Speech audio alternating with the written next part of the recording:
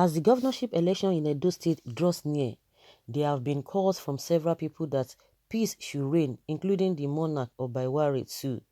Just this evening, a video was posted online by a page on Facebook called EDO Updates. The page gives updates on latest happenings in Edo State. In the video, a man was caught at INEC office at night by community people and was asked what he was doing there at that ungodly hour of the day.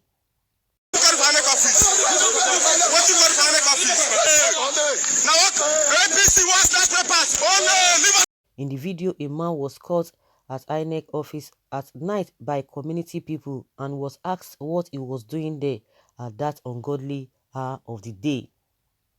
According to the content of the video, the man, who was dressed in a native wear, allegedly to be someone from the APC, as said in the video, was beaten as he couldn't explain the main reason why he was found at INEC office at night.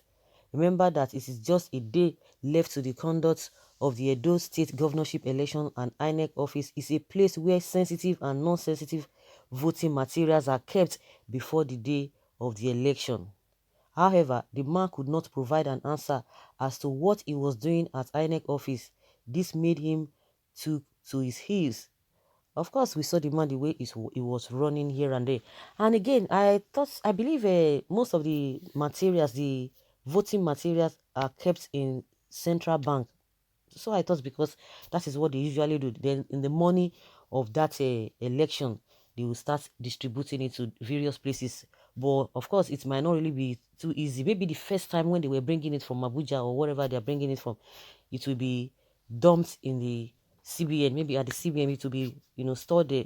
Maybe after some days they start distributing it to various INEC offices. Maybe that is how it's being done. So for this man to be seen there, and he couldn't even provide any answer. He was so lucky that they didn't even lynch him, because that would have been a serious a matter altogether.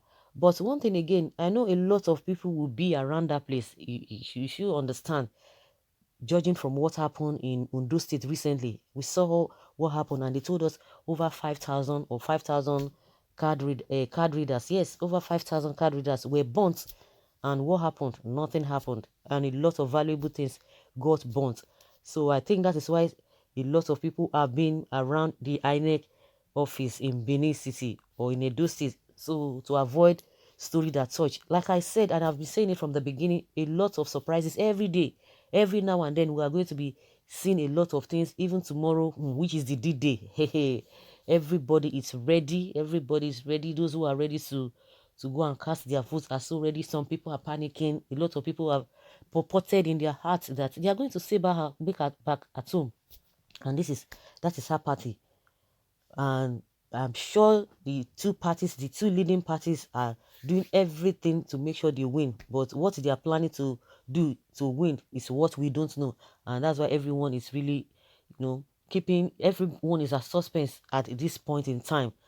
The monarch has done his best. He has issued warning right from the beginning. He has called Oshomole and Obaseki to settle them. Even after everything, he called them again when the tension was going on. He called them.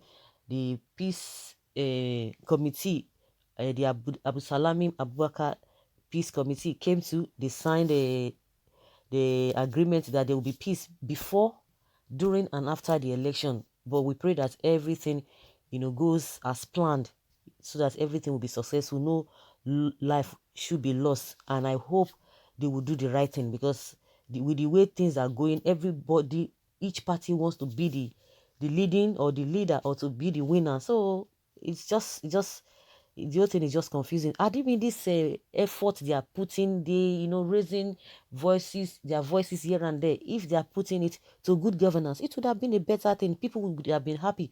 But with what we have, some people will tell you whether they vote or whether they don't vote, it makes no sense. Some people just believe that their votes don't count. But in most places, it counts. In some places, it doesn't count. And that's why people, those who have that kind of experience, how do you expect them to be happy?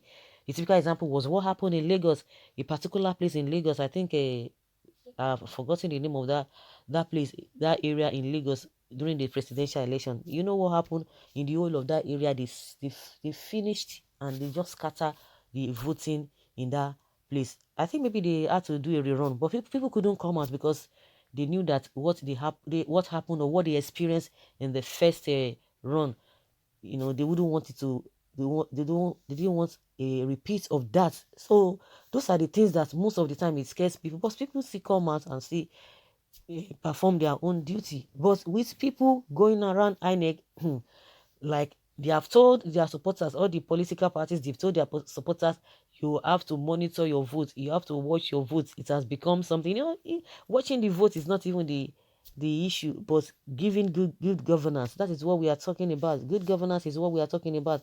The kind of governance, the kind of development I'm expecting as a person in this country, we have not seen it. All these ones that they are doing are just a window dressing development that they are even forcing down our throats so that we should just accept it. It takes nothing. We don't need to spend decades of years before we get it right. Things have changed. People learn from other people's experiences. You don't need to allow those ugly experience of others, for you to experience it before you move on. You learn from other mistakes, like other countries, what they have gone through. Some people will tell you, oh, do you know, even in the US, this and this and that, they were like this before, they were like that before, this and that. Must we go through that same thing? Why can't we watch and see and filter what is good and take away what is good and filter what is not good? So what are we talking about? Must we stay 300 years because some people went through that process? Those people went through that process so that others can really learn from it. But what are we doing? It's just a kind of making excuses so that the evil will continue to abound. It does not work that way. So I'm sure a lot of people are really waiting to make sure that their votes are being protected. Those lions and whatever they call them, tigers and lions, they have said there's no movements from one place to another, because that was what Yamu said, that the lions and tigers, you'll be moving, you have the capacity to move from one ward to another ward, as INEC officials, or what, or as police agency, or what. So, and that is one of the reasons and one of the things that can really cause a violence. But if those lions and tigers are tamed, definitely things will be okay. Let everybody stay in your area, watch what will happen after your voting, stay and let them count it, and everybody will write it. All those abracadabra they usually do, I hope it will not happen again. That's just my own simple opinion. So guys, let us hear your opinion concerning this whole thing. Even from the video we've watched, a man that was caught there, of course, from the video it was said APC man, they were asking him what he was looking for at the INEC office at that ugly time. So guys, let's have your take. Leave your comment below and let us know your thoughts on this. Thank you.